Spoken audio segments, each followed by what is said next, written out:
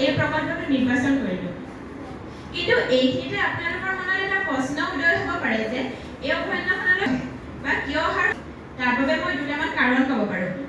ইয়াৰ পৃথিৱীৰ আটাইতকৈ দুৰ্লভ বান্দৰৰ প্ৰজাতি হলৌ বান্দৰ পোৱা যায়। হলৌ বান্দৰৰ লগতে ইয়াত বাঘ, হাতী, হৰিণ, বন গাহৰি, বন ৰৌ আৰু বিভিন্ন ধৰণৰ গৱেষণাৰ অন্তত গম পোৱা গৈছে যে ইয়াত 250 বিধ পখিলাও পোৱা যায়। অকল পখিলাই নহয়, সাপ আৰু 300 বিধ চৰাই এই অভয়াৰণ্যখনত উপলব্ধ।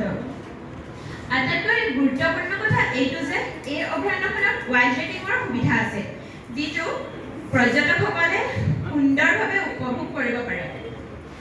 মই এই অভয়াৰণ্যখনৰ মুখ্য কাৰ্যালয় আৰু স্থানীয় লোকসকলৰ পৰা কিছুমান তথ্য আহৰণ কৰিছিলোঁ। তেওঁলোকৰ পৰা জানিব পাৰিলোঁ যে কৰোনা মহামাৰীৰ পাছৰ সময়ছোৱাত পৰ্যটকৰ সংখ্যা কিছু হ্ৰাস পাইছে যদিও ই ক্ৰমান্বয়ে বৃদ্ধি পাবলৈ ধৰিছে আৰু ইয়াক আৰু অলপ বৃদ্ধি কৰিব পৰা যায় নেকি, তাৰ বাবে এই প্ৰকল্পটো নিৰ্বাচন কৰিছোঁ। আৰু তাৰ কিছুমান সমস্যা আছে, সেই সমস্যাসমূহ হৈছে প্ৰচাৰ বিমুখিতা। অভয়াৰণ্যখন যদিও বহু লোকৰ মাজত পৰিচিত, ই বৰ্তমান বহু লোকৰ মাজত অচিনাকি হৈও আছে, যাৰ বাবে পৰ্যটকৰ সংখ্যা কম। দ্বিতীয়টো হৈছে পৰ্যটকৰ সুবিধাৰ্থে সকলো ভাষাৰ জ্ঞানৰ অধিকাৰী ব্যক্তিৰ লগতে সচেতনশীল ব্যক্তিৰ অভাৱ। যিহেতু পৰ্যটকসকল অকল অসমৰেই নহয়, অসমৰ বাহিৰৰ পৰ্যটক আহে। তেওঁলোক বিভিন্ন ভাষাগোষ্ঠীৰ লোক হ'ব পাৰে।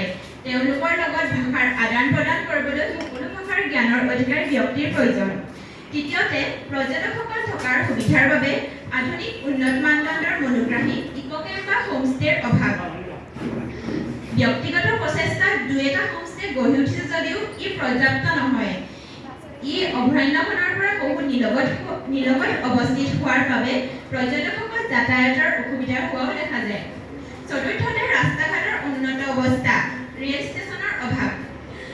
অভয়াৰণ্যখনলৈ অহা বহুতো সংযোগী পথ আছে যদিও ই বৰ্তমান অনুন্নত অৱস্থাত, যাৰ বাবে পৰ্যটকসকলে ৰাস্তা ঘাটৰ অৱস্থা দেখিয়ে অভয়াৰণ্যখনলৈ আহিবলৈ আগ্ৰহ প্ৰকাশ নকৰা দেখা যায়।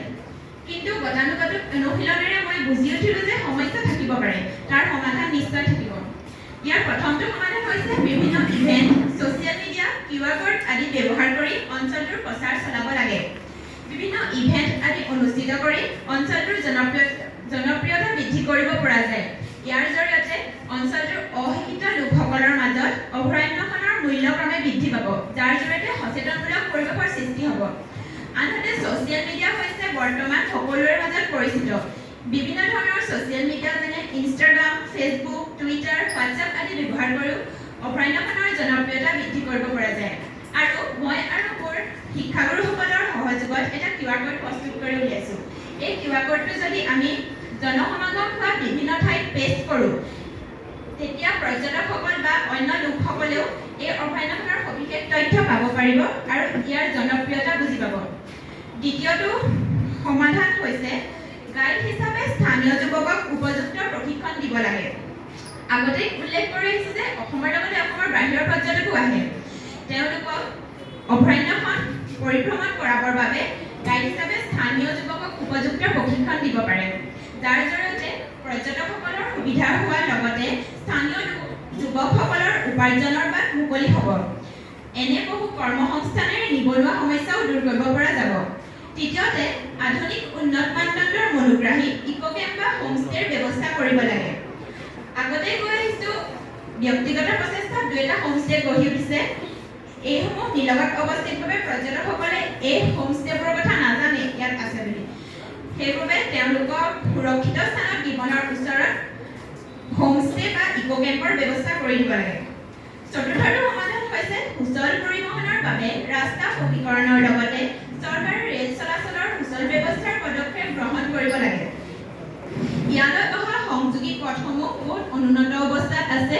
এইসমূহ উন্নত কৰিবৰ বাবে চৰকাৰে ৰাস্তা পকীকৰণৰ পদক্ষেপ গ্ৰহণ কৰিব লাগে। আংশিকভাৱে শেষত ক'বলৈ গ'লে পৰ্যটন উদ্যোগ হৈছে দেশৰ আৰ্থিক উন্নয়নত এখোজ দিব পাৰি। সেয়েহে মই এগৰাকী ছাত্ৰ হিচাপে বহুলভাৱে পৰ্যটন উদ্যোগলৈ অৱদান আগবঢ়াব নোৱাৰিলেও ইয়াৰ ক্ষুদ্ৰ প্ৰয়াস হৈছে মোৰ এই প্ৰকল্পটি।